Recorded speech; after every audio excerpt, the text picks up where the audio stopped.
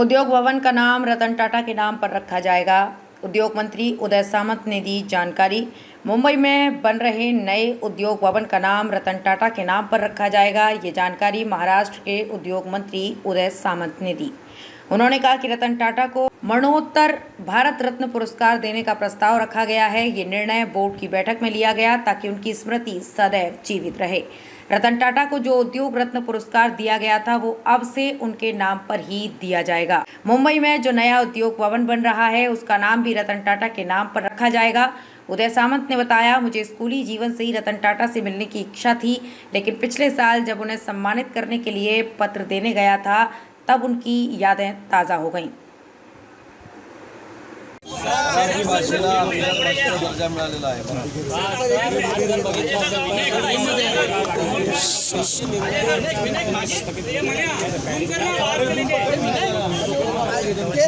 मला असं वाटतं की असे निर्णय जे झालेले आहेत ते महाराष्ट्राच्या आणि निर्णय होत असताना सर्व कॅबिनेटनं एकत्र येऊन ते निर्णय घेतलेले आहेत आणि ते समाज उपयोगी निर्णय आहे। त्याच्यामुळे 80 असू देत किंवा 100 असू देत महाराष्ट्राच्या हिताचे जनतेच्या हिताच्या निर्णय झाले।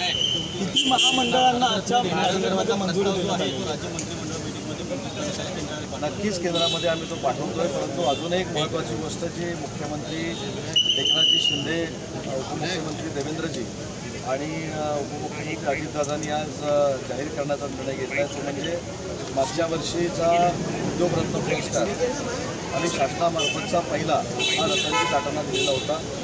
आमचं सगळ्यांचं भाग्य आहे की त्यांच्याशी संपर्क साधण्याचा आम्हाला योग आला आणि त्यांच्याबरोबर उद्ध्वस करू शकलो। परंतु आजच्या त्यांच्या दुःखद निधनामुळं उद्योग जगतावर जे शोककळ आहे, देशवासियांमध्ये शोककळ आहे आणि म्हणून त्यांची स्मृती ही कायम राहावी म्हणून रतनजी टाटांच्या संदर्भामध्ये 2 महत्त्वपूर्ण निर्णय आज आम्ही बोर्डाच्या मिटिंगमध्ये घेतोय। त्याच्यामध्ये मागच्या वर्षी त्यांना जो उद्योगरत्न पुरस्कार दिलेला होता तो जो प्रेस्टिशियस पुरस्कार आहे तो पुढच्या वर्षीपासून रतन टाटा उद्योगरत्न पुरस्कार असा महाराष्ट्र शासनामार्फत दिला जाईल आणि नरिमन पॉईंटला एक फार मोठं उद्योग भवन उभं राहत आहे। ते उद्योग भवन उभं राहत असताना त्याचं जर स्ट्रक्चर आपण बघितलं तर ते वेगळ्या पद्धतीचं आशिया खंडातलं पहिलं स्ट्रक्चर आहे ज्याची उभारणी आमच्या महाराष्ट्र औद्योगिक विकास महामंडळामार्फत होते आणि आज माननीय शिंदेसाहेबांनी, देवेंद्रजींनी आणि अजितदादांनी असा निर्णय घेतलेला आहे की या उद्योग भवनाला रतन टाटांचं नाव द्यावं जेणेकरून त्यांची स्मृती आणि त्यांचं काम हे चिरकाळ मुंबईकरांच्या, देशवासियांच्या आणि परदेशातल्या लोकांच्या समोर राहिलं पाहिजे ही भूमिका आज आम्ही घेतलेली आहे।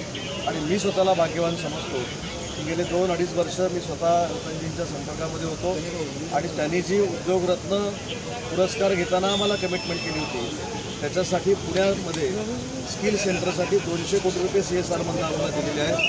रत्नागिरी जिल्ह्यासाठी 160 कोटी रुपये CSR मधून दिलेले आहेत आणि ठाणे जिल्ह्यासाठी 160 कोटी रुपये CSR मधून दिलेले आहेत। म्हणजे मागच्या वर्षी उद्योगरत्न पुरस्कार जाहीर झाला, परंतु राज्याप्रती आपण काहीतरी देणं लागतो। महाराष्ट्रातली हजारो मुलं ही स्किलनं प्रेरित असली पाहिजेत म्हणून जवळजवळ 550 कोटी रुपये CSR मधून देणारा एका वर्षात ही व्यक्ती होती आणि आज त्यांच्या जाण्यानं एक फार मोठी पोकळी उद्योग जगतामध्ये आणि विशेषतः सामाजिक कार्य करणाऱ्या उद्योजकांमध्ये निर्माण झालेली आहे।